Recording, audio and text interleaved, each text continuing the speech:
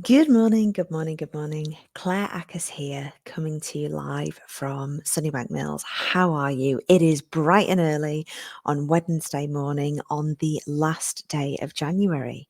Now, I have got a really important topic I want to talk to you about this morning, but two things first off. First thing, look at the colour of this sky behind me. This is not a background. This is not filtered in any way. This is the colour of the sky right now at 7:42 a.m. Oh my gosh, I'm sitting here in the office and it is stunning. I've just had to go next door and talk to talk to another business owner just around the corner, just to kind of witness this incredible colours in the sky. So let me know what the sky's like near you right now. And of course, if you are watching this live, please say hello in the comments. Or if you're watching this later, please say hello with hashtag replay. So that's the first thing. Oh my gosh, the colour of this sky.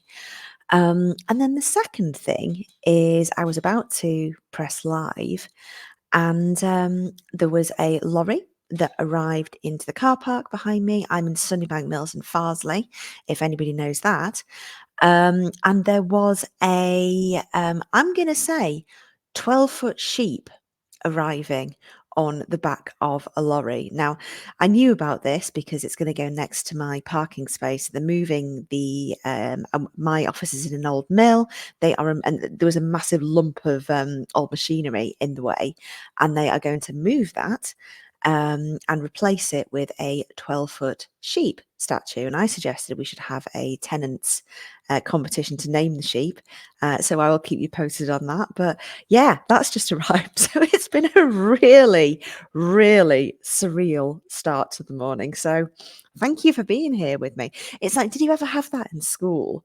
When there was a dog loose in school and everybody was so exciting and everyone just got up and ran to the window and all all pretense at learning was abandoned because everyone was so excited there was a dog loose in the school, or if there was a fight as well. Do you remember that? If there was a fight, and yeah, it was just really, really exciting. So yeah, I'm not sure how the day's going to go, but that was quite interesting. Anyway, I do have a business related topic I want to talk to you about this morning, and that is when you can't think your way out of a problem.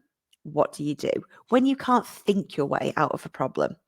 And this is for you if you pride yourself on your intelligence, or on your ability to come up with a solution no matter what the circumstances.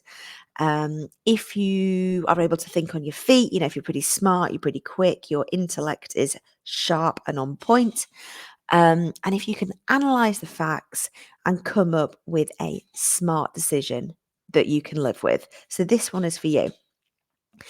And all this, and if what do you do? The question is, what do you do when your brain deserts you? And that ability deserts you, and you just don't seem to be able to think your way out of the problem for whatever reason.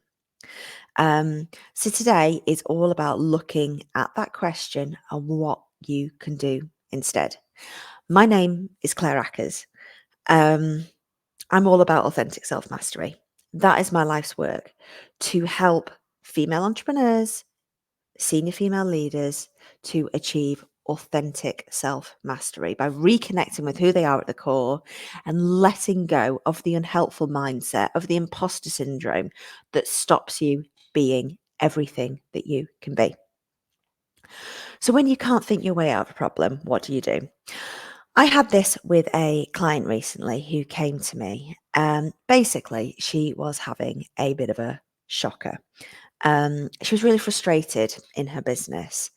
The costs had been going up and up and up, and overheads had been going up and up and up, and the money wasn't quite keeping pace with that. She was kind of limping along. She was keeping things going. The wolf wasn't quite at the door just yet, but she was getting scared. She was feeling that fear of, oh my gosh, I'm scared. I don't know if it's actually going to happen for me this month. I don't know if I'm going to have some really tricky conversations. She was working with a freelancer as well, excuse me, who was really kind of messing her around, who really wasn't delivering, who wasn't engaging in her attempts to have conversations about what to do. And her usual modes of thinking her way out of it, she was just drawing a blank. It was just not happening for her. Excuse me, sorry, dry throat. And this particular client, she had always been a high achiever. Now, let me know if you resonate with this. The high achiever archetype. If you are a high achiever archetype, you were a good girl at school. You could be relied upon to get the grades. You got the jobs in class. The teacher relied on you and singled you out for being homework monitor or whatever it was. You probably played Mary in the play. You got the GCSEs, you got the A levels, you got a good degree, you got onto a career path, you got married, you had kids, yada, yada, yada. You've ticked all the boxes of life. It's that high achiever, it's that good girl archetype. But the problem is that you're also a control freak if you do all this, and you rely on your intellect to think your way out of problems because it has always served you thus far. And this is exactly the problem that my client was running into. That high achiever, that control freak, that person who delivers, it just wasn't getting her where she wanted to be. Thinking is only going to get you so far. Your brain is only going to get you so far. And we have, as human beings, two other centers of intelligence that we largely ignore for many, many societal, evolutionary, patriarchal reasons that I'm not going to get into today. But they are your heart and they are your gut. And we've trained ourselves to ignore them except in extreme circumstances. And sticking with your head, sticking with your smarts, thinking about your academic leanings, thinking about your intellectual ability, it's only going to get you so far. Because the thinking that got you into a situation is not going to get you out of that situation.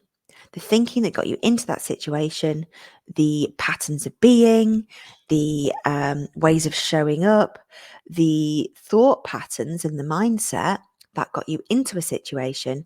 And in order to move past it, and not only just in a short way, in a sticking plaster way, but to permanently move past it and achieve your next level, you've got to do something different. Because if you stay in those old modes of beings, you're just going to go round again and round again and round again. And these things are going to keep showing up for you.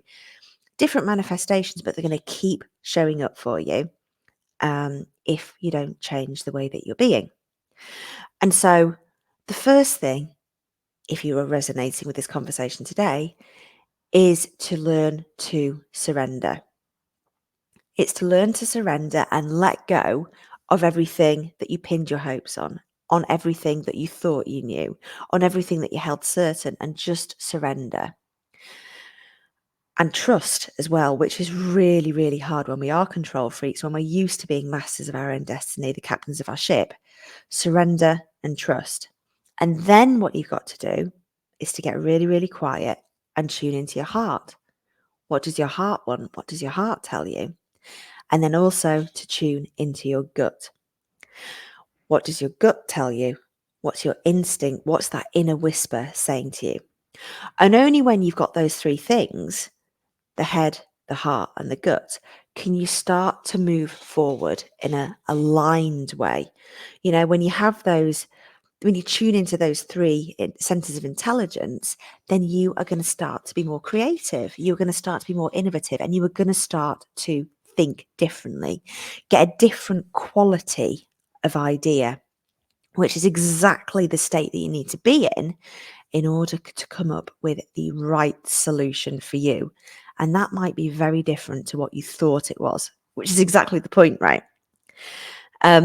Feel your way through it. Feel your way through it. When conventional ways of being are not working for you, learn to surrender and feel your way through it and trust your gut. because you are awesome. You are doing an amazing job. You are a brave warrior queen and you deserve to have everything you want. So I'm going to go and check how the sheep is doing out there. Thank you for being here, and I'll see you very soon.